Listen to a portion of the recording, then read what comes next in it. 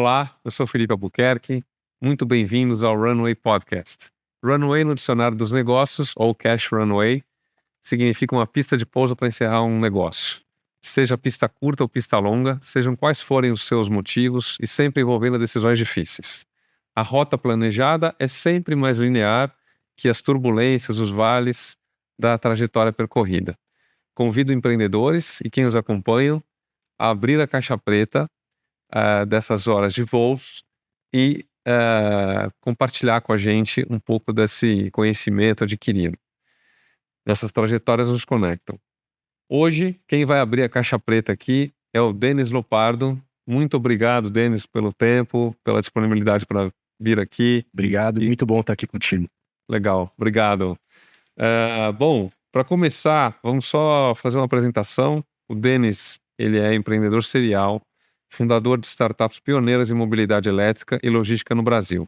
Criou a primeira operação de mobilidade elétrica aplicada ao food delivery, iFood, e a primeira estruturada baseada no protocolo logístico Open Delivery, vinculado à Brasel. Com mais de 15 anos como executivo global em supply chain, atuando em 16 países, hoje lidera novas iniciativas como fundador e conselheiro estratégico de startups. É também ex-atleta recordista, campeão brasileiro e sul-americano de levantamento de peso. E leva a consistência do alto rendimento para a construção de negócios com impacto real. Antes de abrir o nosso tema aqui, Denis, eu tenho uma curiosidade. Qual que é o peso que você levantou na sua última participação aí em campeonatos? Me lembro bem dessas marcas. Minha última competição oficial foi em 2019, Campeonato Paulista. Fui vice-campeão. No levantamento de peso, eles dividem, né? São 3 movimentos, 3 tentativas válidas para os 3 movimentos. Então, no total são 9 movimentos. É uma competição extremamente exaustiva, uma janela de competição entre aquecimento e a competição em si de mais de 6 horas, onde você volta para a área de aquecimento, aguarda ser chamado, faz uma nova pedida. Então, e muita estratégia, né? Tem o corte de peso pessoal, porque o quanto você... Muito parecido com o que é no MMA, o quanto o atleta ali se permite, ele tolera baixar o peso, mais competitivo ele é, mantendo as cargas de treino. E soma-se todas as cargas feitas no dia da competição. Então, eu já estava abaixo da minha melhor performance, né? Os meus recordes foram atingidos, os recordes brasileiros foram atingidos entre 2013 e 2014. 2019, eu já estava um pouco abaixo. As minhas marcas foram com 74 quilos de peso corporal, ou seja, eu baixava mais de 15 quilos para competir. Em 15 dias, baixava de 90 quilos para 15 quilos, pesava, 24 horas depois recuperava o meu peso. Então, com 74 quilos, eu fiz 230 quilos de agachamento, 260 quilos de levantamento de terra, 165 quilos de supino. Minhas melhores marcas. E a soma de todas essas é a marca. Quando eu escuto esses números, eu lembro no elevador, você vê quantas pessoas cabem e aí aparece o peso. E outro dia eu fiquei pensando, poxa, um cara desse levanta algumas pessoas dentro de um elevador. Isso é muito interessante, porque o levantamento de peso, ele é um esporte mais do que centenário. Ele é preparação física para várias outras modalidades. Sim. No Brasil, ele é muito pouco conhecido. Confunde-se o levantamento de peso com a musculação. O levantamento de peso, ele é algo para trazer funcionalidade, para você executar um trabalho. Sim. Empurrar, puxar, né? Tanto é que tem um cara que é referência aí, que eu estava olhando um livro, que ele treina o exército americano, toda a preparação física dos Navy SEAL.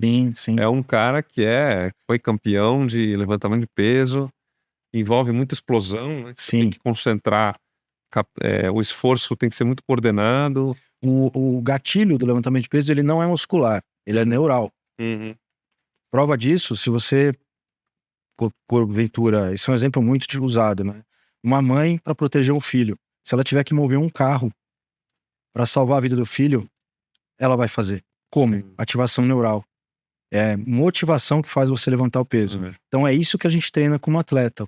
Depois o apoio e o suporte da musculatura. Então a gente não treina estética, a gente treina a execução de uma tarefa. E uma marca muito que é a referência do levantador de peso é quantas vezes o atleta levanta o próprio peso. Então um bom atleta levanta de 3 a 4 vezes o próprio peso. Então você vê aqueles caras imensos na musculação, bodybuilders, fala, esse cara é muito forte. Não necessariamente. Ele vai levantar no máximo 1,5 vezes o próprio peso. Agora, um pesista, um levantador de peso, que não tem aquela forma física de um bodybuilder, levanta facilmente. Um atleta de 100 quilos levanta 400 quilos. O livro chama Designing Resistance Training Programs e é do Stephen Fleck. Você deve conhecer. Sim. Então eu convido, aproveitando essa oportunidade, as pessoas conhecerem. Tem muita gente que... Eu fui também, um dos empreendimentos que eu tive foi sócio de academias de CrossFit. E na época a gente disputava, né? Vamos tirar um atleta dessa academia de CrossFit para essa. Enquanto 1% da população é ativa, 99% não quer fazer atividade física. É sedentária. Então encontre, você que está aqui assistindo a gente, encontre a sua atividade. O levantamento de peso não é necessariamente musculação. Pode ser praticado numa academia de musculação, mas é outra metodologia. Muito bacana. O levantamento de peso, eu pesquisei, ele começou a ser praticado 1000 anos antes de Cristo, na Grécia. Então, assim, é uma modalidade que, desde o primeiro evento Olimpíadas, já fazia parte. Sim. E de fato, acho que aqui no Brasil, talvez em outros países, tem uma evidência maior, mas muito interessante. Eu acabei invertendo um pouco aqui a ordem das coisas, porque esse tema vinha depois. Mas já que a gente entrou nele e não tem uma ordem obrigatória claro, na nossa conversa, eu vou até trazer aqui um outro. Você falou em relação a exercício neural, né, para poder viabilizar uma explosão. E quando a gente fala de neurociência, fala da nossa mente, tem uma frase que fala assim, que o cérebro acende quando descobre que o corpo existe. Porque, de fato, a parte motora, você pega uma criança, ela começa descobrindo as coisas e o cérebro vai conectando, né? Vai fazendo as interconexões. Sim. Eu acho que esse negócio é incrível e mostra como é importante as pessoas se movimentarem. Qualquer que seja a modalidade. Pode ser yoga, pode ser pilates, pode ser, não importa. Você citou o exemplo da criança, muita gente com a nossa faixa etária, né, um pouco mais velho, tem algumas limitações de movimento, ao agachar, enfim, N limitações. Uma criança não sabe que tem essa limitação, ela simplesmente se movimenta. E chega uma criança de 3 anos, você vai ver que ela tá agachada, quase com o bumbum no chão ali, e passa o dia brincando. À medida que a gente vai tendo muito conforto na nossa vida adulta, muito sofá, muita salto alto para as mulheres, muita cadeira confortável, muito tempo sentado, o nosso corpo vai perdendo essa capacidade. Então, nos mantermos em movimento, não necessariamente sendo um atleta de força, mas em movimento, ativos, ajuda a gente a manter o nosso padrão natural de movimento. Então é possível ser um idoso fazendo tudo que uma criança faz. Tanto que o Peter Attia, que está super em evidência aí já faz alguns anos, ele colocou o livro Outlive, né, que fala sobre o health span, que é sua longevidade na sua fase como idoso. Então, como é que você vai chegar aos 80 anos viajando com a sua mulher, seus netos, não importa com quem, e tendo disponibilidade, disposição para colocar uma mala no bagageiro do avião? Ou agachar para pegar algum objeto, fazer algum trabalho de jardinagem. Então, são movimentos que são básicos. Sim, e tem que ser colocado também. Hoje, eu me considero uma pessoa saudável, porque eu tô fora do alto rendimento. Então, eu consigo englobar o esporte, eu me mantenho treinado, eu pratico levantamento de peso ainda, consigo servir algumas pessoas mais próximas pela formação que eu tenho como atleta, mas eu não sigo mais aquele ritual de preparação entre competições. Isso é muito importante. O esporte de alto rendimento não é saúde. Os cortes de peso, os treinos intensos com dor, eu cheguei a... Depois a gente vai até um pouco mais para frente falar de alguns percalços, a sofrer lesões graves. Sim. Então, a gente tem que também ter um approach e encontrar esse equilíbrio da atividade física em meio às nossas outras atividades. Eu quero sim, eu tô com 48 anos, eu quero sim, aos 80, 90 anos, continuar ativo, conseguindo erguer uma mala, acompanhar os meus filhos e netos. Isso em função dessa maturidade que eu adquiri. Legal. Então aproveita, me conta pra gente como é que foi, você comentou comigo e agora aqui nessa mesa, quando você está num preparo físico, um preparo não só físico, mas tudo que envolve participar de uma prova, você tem um tipo de impedimento, né? Aquilo frustra a gente, deixa a gente frustrado. E também a gente fica com peso, porque quem está em volta também acabou, de certa forma, falhando junto. Sim. Então, conta um pouco dessa vivência como atleta. Eu me tornei um atleta velho, né? Eu sempre fui um estranho no mundo do futebol, nunca joguei muito bem futebol, nunca me interessei por futebol, e a cultura brasileira, ela é futebol. Isso fez eu procurar outras atividades físicas, e eu sempre tive muita propensão à força. Então eu participava de campeonatos amadores e tal.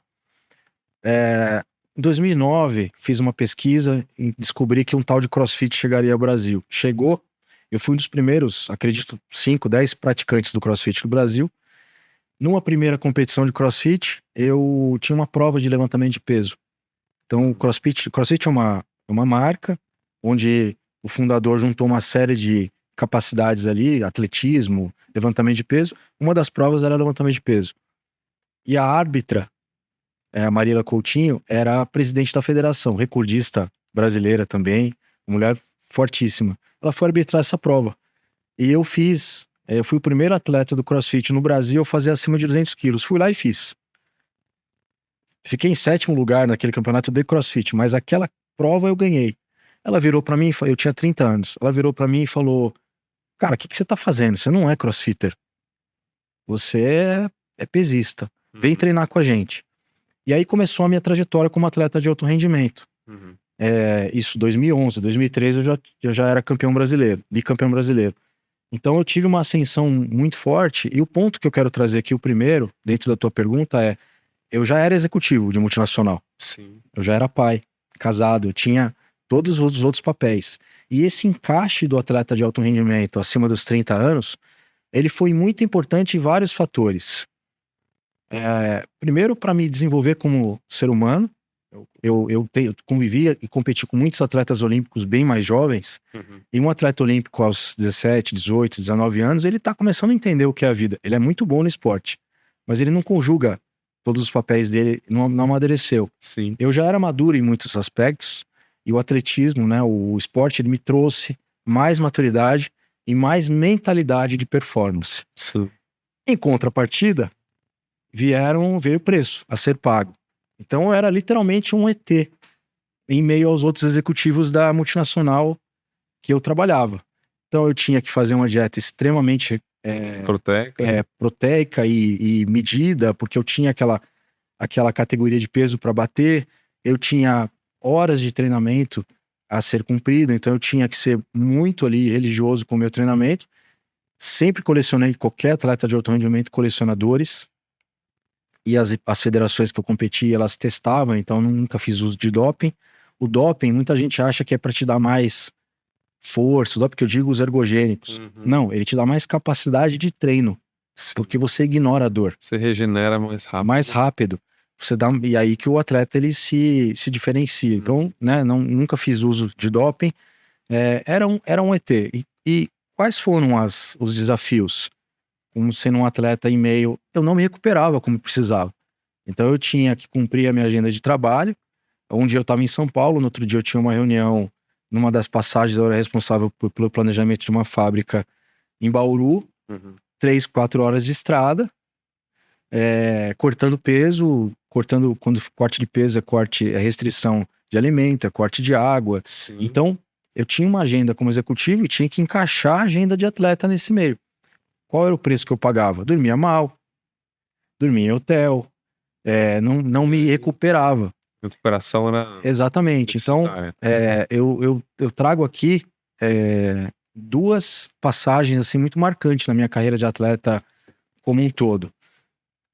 Acho que uma foi menos... não pude controlar, né? Que foi em 2014.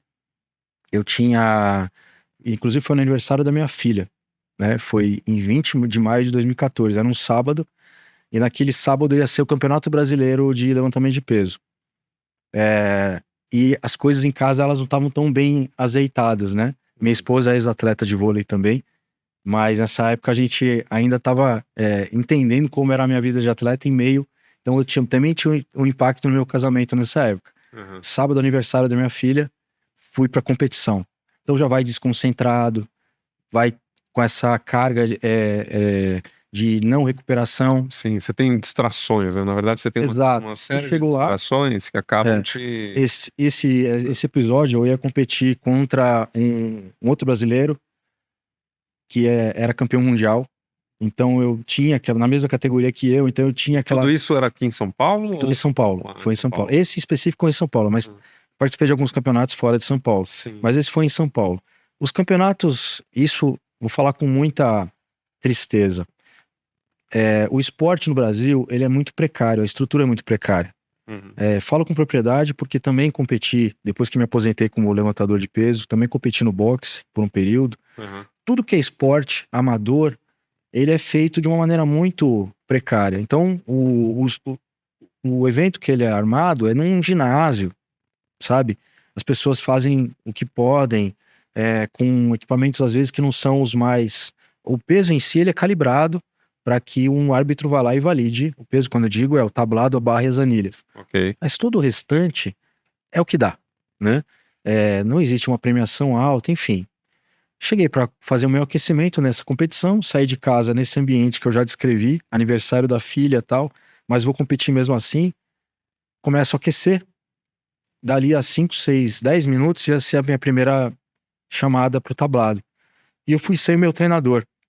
Fui aquecer praticamente, tava com 180 quilos nas costas aquecendo, guardei o peso, o suporte, ele implodiu, ele desarmou. Quando eu guardei o peso e eu relaxei, a barra me esmagou.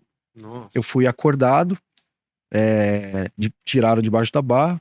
Uma barra de que peso? 180 quilos. 180 quilos. E eu tava ali, né, praticamente de cócoras com a barra na minha nuca.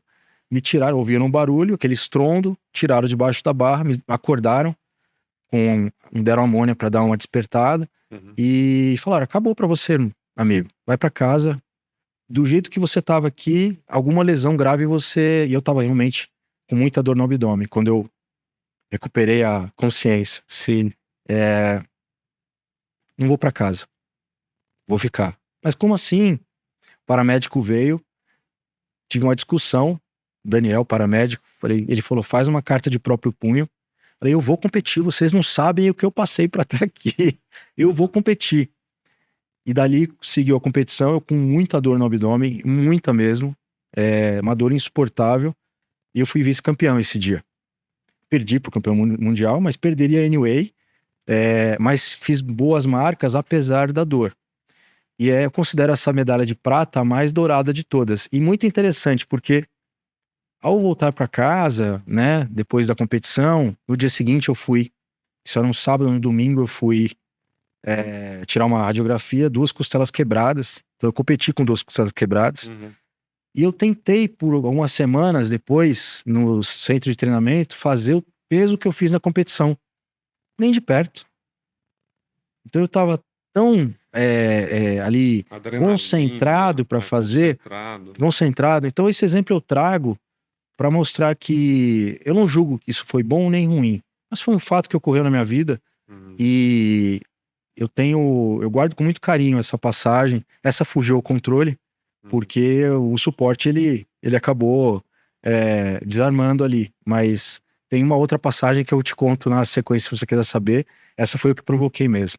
Ah, legal. Mas, por favor, pode contar, porque a gente gosta. Na verdade, a gente gosta aqui de tudo que deu errado. Tudo que deu errado, A né? gente, porque tudo que dá certo fica tão em evidência em todos os lugares, mas poucos Mas você se trouxe um ponto manifestam. agora que é uma reflexão de vida que eu trago.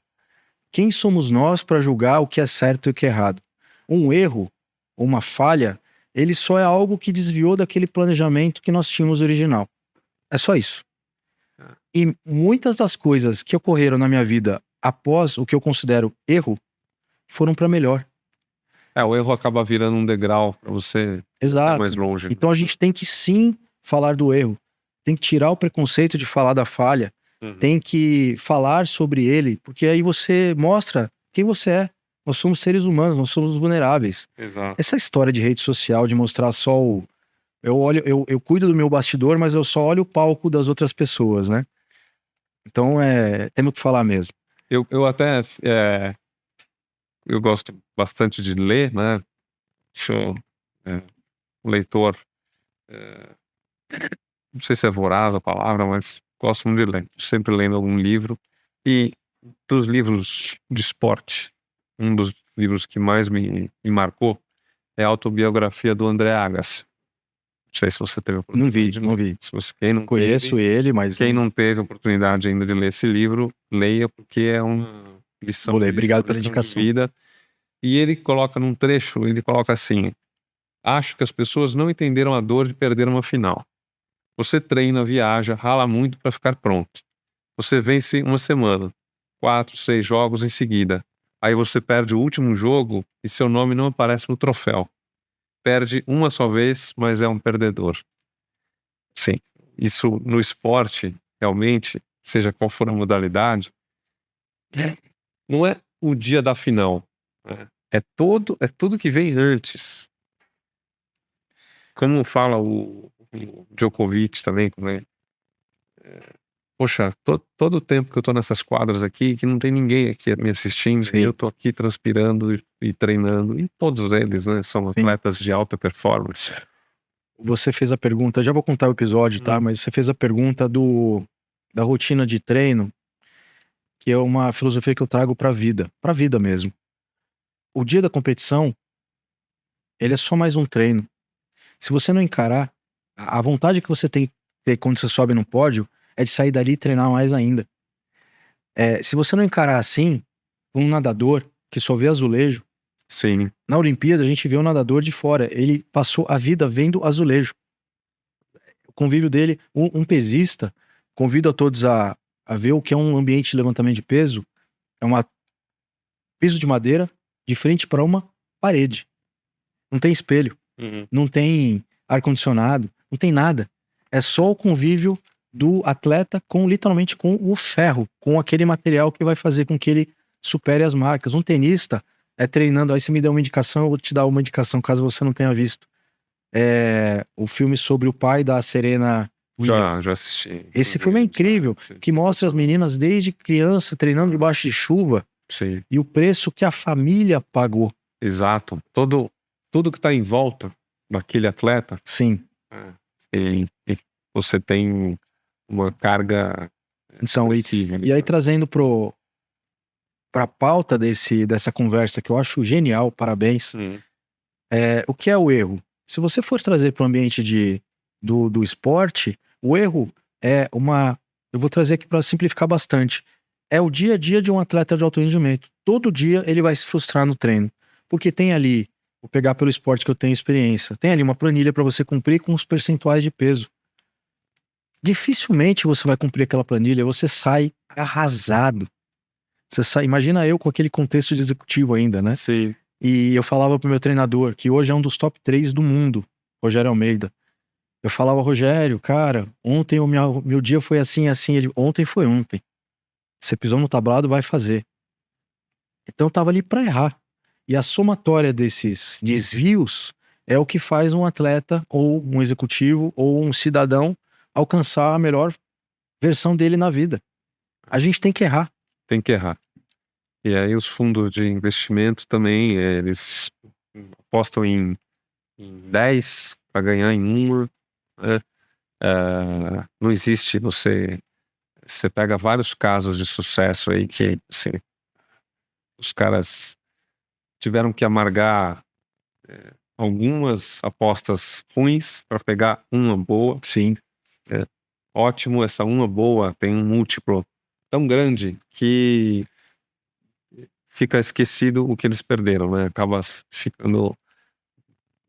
O saldo é tão positivo que os erros ficam... Sim, esse cálculo já é previsto, né? Exato. E agora, trazendo um pouco o tema de negócio, a gente gosta de fazer paralelos, eu adoro esporte, mas vamos falar um pouquinho aqui da sua história na mobilidade. Sim. E aí, de novo, eu trago uma provocação, puxando um podcast que o Denis participou em 2021, no canal Mais Um Silva. Eu também gostei do nome, Mais Um Silva. Tem tantos Silvas no Brasil. Muito bom. Bacana. E você coloca a mobilidade da seguinte forma: mobilidade para ir e vir. Mobilidade no aspecto da capacidade humana biomecânica de se deslocar, e mobilidade num contexto de crescimento, de evolução. Você sair de um ponto A e ir para um ponto B, isso pode ser uma ascensão social, isso pode ser um monte de traduções. Sim. Junto com isso, recentemente, né, dias atrás, a gente perdeu o Sebastião Salgado, um grande fotógrafo, e uma das obras que ele fez, Êxodos, retrata o deslocamento de populações que em guerras, em situações de conflito, refugiados. É muito interessante, né? Porque isso da mobilidade, você poder sair de um lugar que está em guerra e ir para outro lugar que você encontra um cenário de, vamos dizer, favorável, você prosperar. Então, eu achei bacana a sua colocação, somando essa questão das obras de Sebastião Salgado. E quando a gente traz isso para o negócio, a mobilidade urbana, seja pessoas e cargas, ela ainda é um tabu. A gente tem uma lista de negócios que entraram, empresas estrangeiras que vieram para o Brasil, não deram certo, investidores locais que tentaram e também não deram certo. E eu queria que você me contasse um pouco, você deve ter acumulado muitos last miles, né? Você deve ser cartão diamante em last mile, mas eu gostaria de entender que tipo de negócio que você já viu de perto, assim, na pele, indo para o vinagre, por conta de, seja dinheiro, seja intriga entre sócios, quais são os principais motivos? E eu sei que também o tema regulatório aqui no Brasil é um ponto forte. Mas eu vou começar justamente por esse, né? Eu tive a oportunidade, ao fundar a primeira startup de mobilidade elétrica compartilhada, na época patinetes elétricas, me envolver muito com a questão regulatória. Veio a inovação, isso não só em mobilidade, qualquer mercado, veio a inovação, depois o governo ou os governos, eles te chamam para a mesa para entender o que está acontecendo. Mas a inovação é sempre um clamor de uma população, né? E aquilo se traduz, empreendedores olham por aquelas dores entre aspas, trazem inovação e a regulação vem. Não foi por esse motivo. Eu vi um ambiente muito propício para diálogo àquela época, muita falta de capacitação por parte do governo. Capacitação, entenda-se o que é mobilidade, como a gente pode servir. Isso se traduz em várias frentes de infraestrutura no Brasil. Sim. Né? Desde falta de rede de ferrovias, os portos são saturados. Então, só de boa intenção não adianta. A gente tem que ter capacidade para poder traduzir. Mas não foi o tema regulatório. Tampouco foi o tema de negócios. O que eu me envolvi bastante, trago aqui o meu exemplo, tô falando em primeira pessoa, sendo até então um executivo. Eu tive 24 anos de mundo corporativo. Desses 24 anos, pouco mais de 15 anos, como você bem descreveu no início, como executivo. Tive alguns empreendimentos como part-time, já era sócio e atleta de academias. fazia investimentos esporádicos, e aí tomei uma decisão de carreira entre 2017 e 2018 e comecei a me envolver com startups, fundei a primeira startup de mobilidade. É por isso que a gente tem que falar isso abertamente, não tem um playbook ainda de startupeiro, né? As academias, por mais esforços que elas façam, elas não trazem a realidade. Foram fatores extracampo. Os negócios foram muito bem. Quando você tem um organismo ágil, que é uma startup, para olhar o mercado, e trago alguns exemplos de negócio aqui, que a gente foi muito ágil e captou e já fechou contrato, as patinetes vieram para o Brasil. A minha startup foi a primeira. Algumas empresas, ou a maioria delas, ou todas elas, menos a minha, colocavam patinetes nas avenidas para as pessoas usarem. Perfeito. Eu levei um tombo deles. Então, isso é o que a gente chamava de B2C. Eu tinha uma estrutura ainda em Bootstrap. Bootstrap é investimento dos próprios sócios. Então, eu tinha muita agilidade. Eu não estava comprometido ainda com o fundo de investimento para captar e fazer aquela tese naquela direção. Eu podia experimentar tudo. Paguei um preço alto por queimar capital experimentando muito. Mas vou dar um exemplo assim, claro aqui. Um grande player, o líder de mercado de delivery de food, me procurou e falou: olha, tentei falar com seus concorrentes para ver se funciona patinete para entrega, eles não quiseram falar comigo, vamos testar? Testamos 3 patinetes na Avenida Paulista em outubro de 18. Em dezembro de 18 a gente estava com 25. Em março de 19 a gente estava com mais de 500. De patinetes a gente foi para bikes elétricas. Hoje assim, é muito claro que micromodal, desde patinete e bike elétrica, já é uma alternativa de entrega. Sim. Então o negócio foi muito bem. Também tive um contrato com a CCR que faz a concessão do metrô, para que a gente tivesse na última milha ali, quando o cidadão desce na estação do metrô, ele tenha a capacidade de usar o micromodal para andar os últimos quarteirões. Nós disponibilizávamos os modais nas estações. Veio a pandemia e isso não foi possível. Enquanto o delivery explodiu, a mobilidade nas ruas ela encolheu. E aí, então, como é que vocês seguraram essa onda aí? Então, quando isso foi uma oportunidade para o negócio. E é esse o exemplo que eu trago aqui, não só da School, da startup que eu fundei, mas ao que consta de muitas outras startups nesse meio da mobilidade. Quando você faz uma captação, ou até que a sua tese seja comprovada, fatia muito o seu cap table, traz muito investimento fragmentado, você coloca muito sócio para dentro, você perde a governança dessa empresa. Então você, por mais que saiba, seja o líder da empresa, saiba o que tem que ser feito, é muita gente dando muita opinião. Isso é o que eu chamo de fatores extracampo. Um grande investidor perde o interesse e fala: vai arrumar a tua casa primeiro, depois eu coloco o dinheiro aí. Sim. No caso da minha empresa, um investidor chegou e colocou dinheiro, mas a gente não conseguiu, quando eu falo a gente, vou colocar eu em primeira pessoa, eu não consegui governar a empresa, fazer o que precisava ser feito, tamanha a pluralidade de opiniões que eu tinha 13 sócios. Nossa. Então, marinheiro de primeira viagem, e veja, eu não estou trazendo aqui a responsabilidade foi de fulano e de ciclano, foi minha. Eu não tinha preparo suficiente para tomar as decisões que eu precisava em tempo de fazer os ajustes. Não estou dizendo aqui que o que foi combinado foi feito por parte das outras pessoas, mas a responsabilidade de confiar foi minha. Então, já perdoei essas pessoas e já me perdoei pelos erros cometidos, mas foram fatores extracampo que aconteceram. Isso é ownership, né? Você trazer a responsabilidade para você mesmo. Exato, exato. E esse reflexo da governança ou da falta de governança impacta o negócio. O ano, e foi ano de pandemia, né? Esse ano do exit foi 2020. Como eu não conseguia, e o próximo passo teria que ser um próximo round de investimento, e eu não conseguia dar esse passo como líder da empresa, a minha opção foi sair.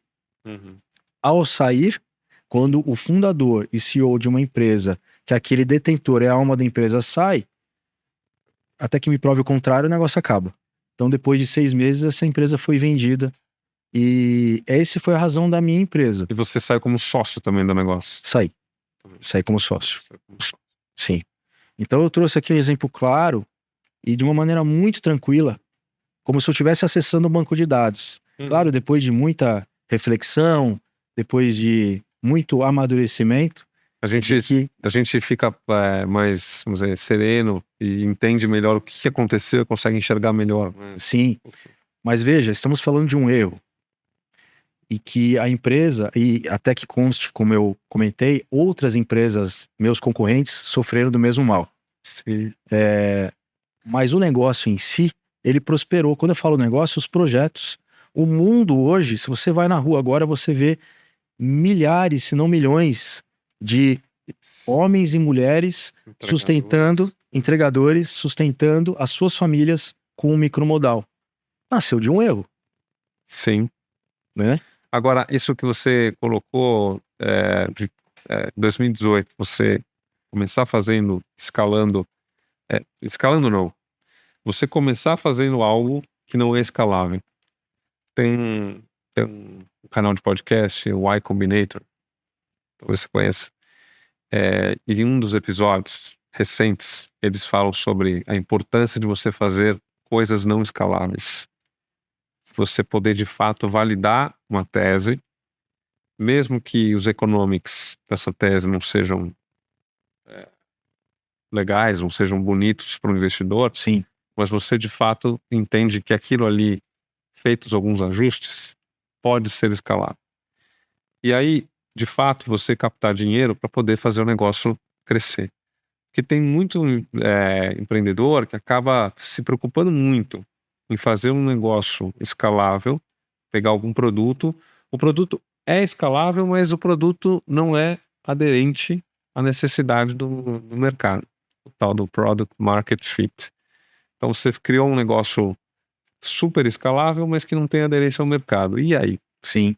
Adiantou captar dinheiro? Não adiantou. Você pulou etapas. Você acaba queimando dinheiro para ajustar o produto e acaba também muitas vezes ficando sem dinheiro lá na frente.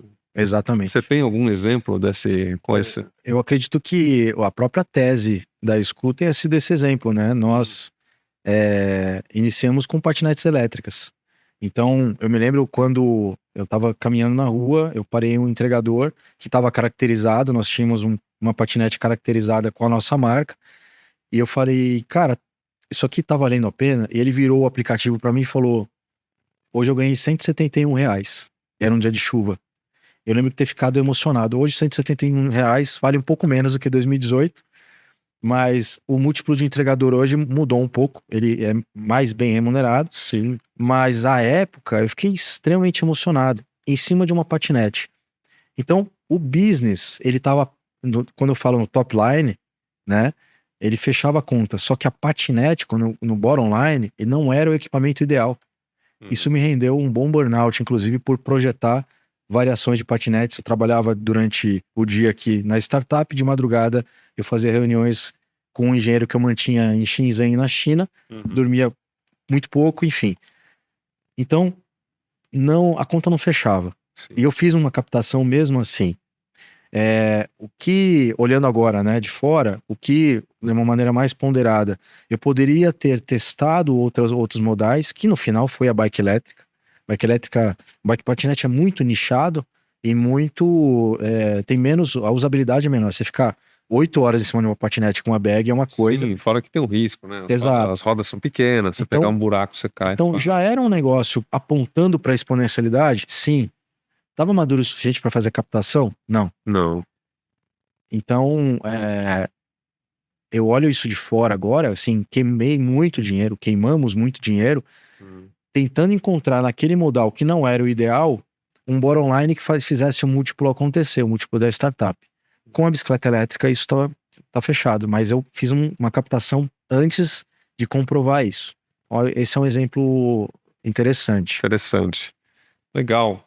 E hoje, com a sua atividade, você faz consultoria para outras startups, para outras empresas de diversos portes. O que você enxerga? O que você vivencia? Você vivencia ambientes de crescimento ou você está vivenciando ambientes mais, vamos dizer, de preocupação? Como é que está a panela.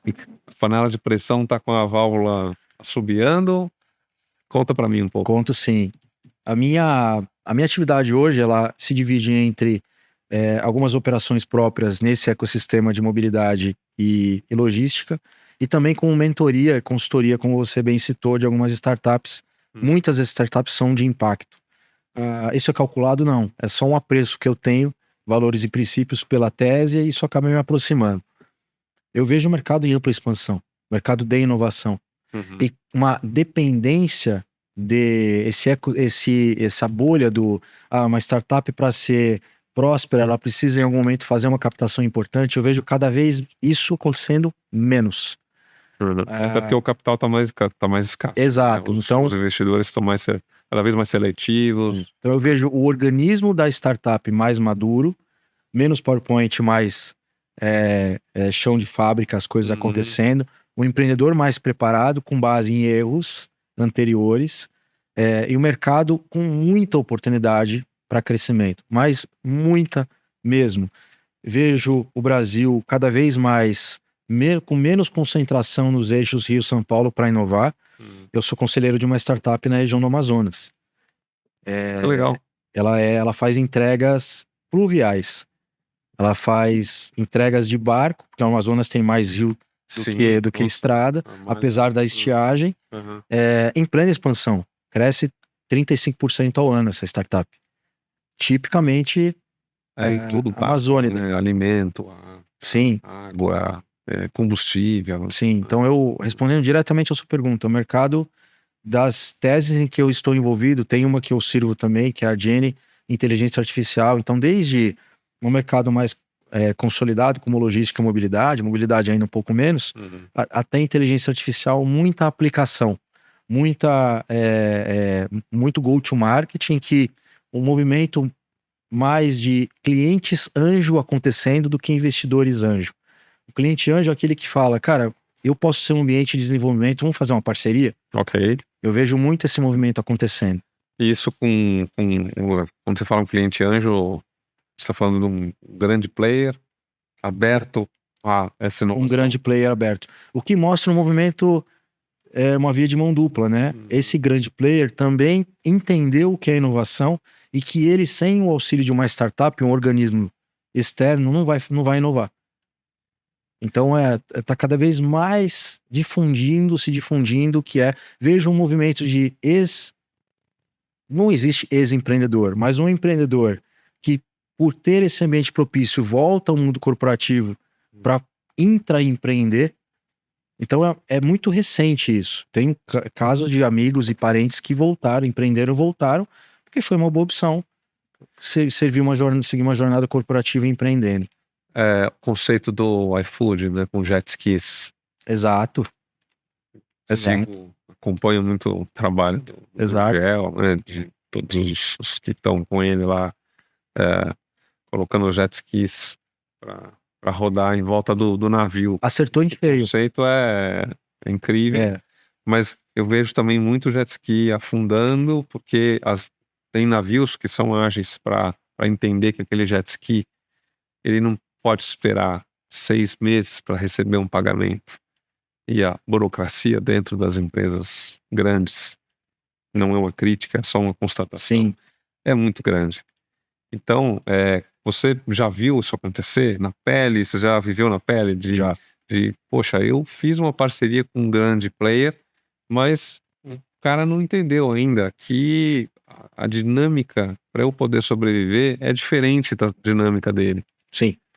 Isso é recorrente e é onde eu consigo contribuir como mentor para os empreendedores, é se antecipar esse movimento. Então você vai fechar, por exemplo, um contrato com a Unilever, hipoteticamente. Ok.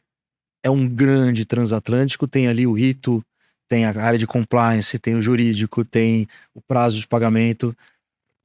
Do lado da startup, a gente já tem que prever e buscar outras alternativas, outros players, talvez menores, outras fontes de receita, outros produtos que ainda não existem, que estão incubados para poder... Então aqui não tem milagre, a gente tem que se mexer mesmo. Se ficar só mirando, como você falou, naquele player, vai acontecer. Mas quando acontecer, não existe mais startup, se depender só disso, né? Eu escutei um caso recente de uma startup que precisava colocar 50 documentos na mão da área de compliance para poder viabilizar a parceria.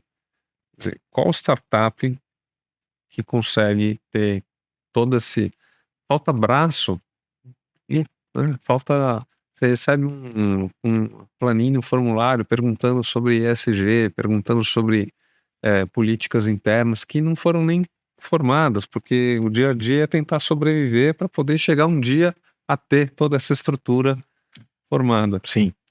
Sim. Então realmente é uma ambidestria, né? É muito acrobático o negócio, não é simples, não tem uma receita pronta. Né? A gente tem que entender, e tudo isso com base numa tese que resolve uma dor. Se isso existe, a gente precisa ir contornando, né? E aqui a questão é gerar fluxo de caixa para sobreviver enquanto o grande negócio ainda não ocorreu. Sim. Falando de uma maneira macro, né? E é uma tendência, né?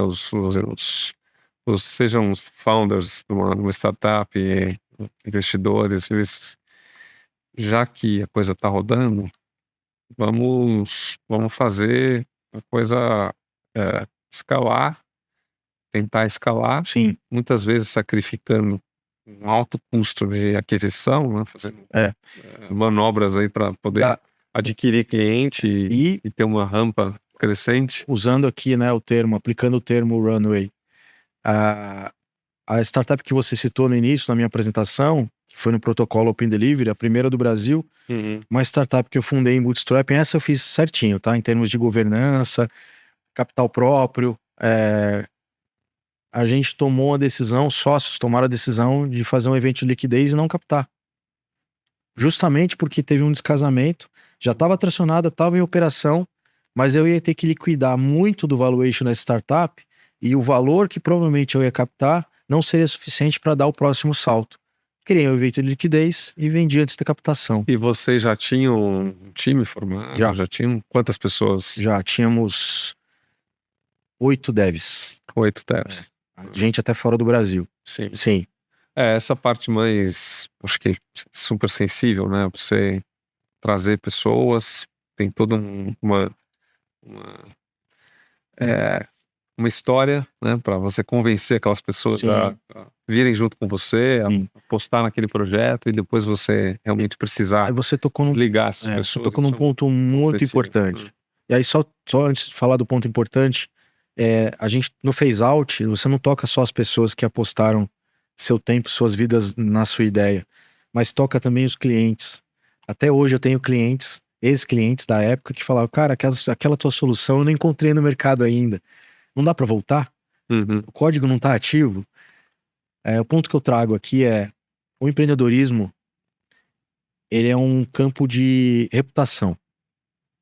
Não tem telefone de até esqueci o termo, mas as multinacionais têm, né? A ligação para você, fui assediado, eu ligo hotline. Cold call. Cold call, não tem isso. Não tem isso. A linguagem no empreendedorismo, ela é a vida como ela é no CPF. O Denis, como ele é em todos os papéis. Então, se você não preza pela tua reputação, para que as conexões verdadeiras elas perdurem, acabou. Não é? Você não tem nem mais uma ligação, uma possibilidade de formar um novo negócio. Quem dirá buscar investimento? O mercado se fala, mercado de inovação. E assim é com os recursos e as pessoas que acreditam em você.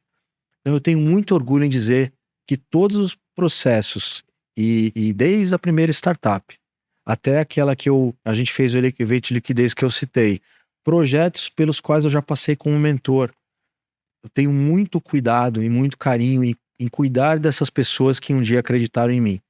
Então, em algum momento, essas pessoas elas são recolocadas, então tem uma gestão, sim, desse capital humano. Capital humano. Total. As pessoas, eu diria praticamente todas, que eu tive convívio desde a época das startups que eu fundei, são amigos e amigas. Muito bom. São as pontes que a gente vai assim, infelizmente, a nossa trajetória. Infelizmente, aquele episódio ele não aconteceu, mas quando você trata com transparência, dizer as coisas como elas são. Esse é o melhor ativo, né? A gente vai criando essas conexões. Sim. E são muitos que viram amigos e a gente leva isso para a vida, independente do crachá que você está usando, independente do CPF que você está vinculado, do CNPJ que você está vinculado. Bacana. Olha, Denis, conversa aqui, nossa, muito boa. A gente poderia seguir por muito tempo aqui nessa mesa com esse pôr do sol. Agradeço muito sua participação, seu tempo. Obrigado, eu agradeço também. Aqui com a gente. E acho que a mensagem é essa. Os voos podem ser turbulentos, mas as nossas trajetórias nos conectam. Sim. Não é isso? A única certeza é que a gente vai continuar errando e se a gente fizer uso desse erro para que nos leve para um patamar ainda maior, a gente está caminhando nessa direção que a gente precisa, né? Não tenha vergonha, não deprecie a sua experiência, essa mensagem que eu deixo. Fale abertamente, nós somos vulneráveis e todo dia a gente se aprimora para que a gente cometa novos erros, só que erros diferentes. Denis, é exatamente isso. Errar faz parte. A gente tem que enxergar o erro, o nosso próprio erro, o erro dos outros de outra forma. E a vergonha, como fala, o medo, quem coloca Brené Brown, estão sempre sentados na plateia e a gente tem que reservar os assentos para eles. Porque eles vão estar sempre lá, os críticos de plantão, sempre existem. Isso aí. E o medo realmente afasta a gente, às vezes, de realizar alguma coisa. Mas a gente tem que dosar isso. E muito bacana.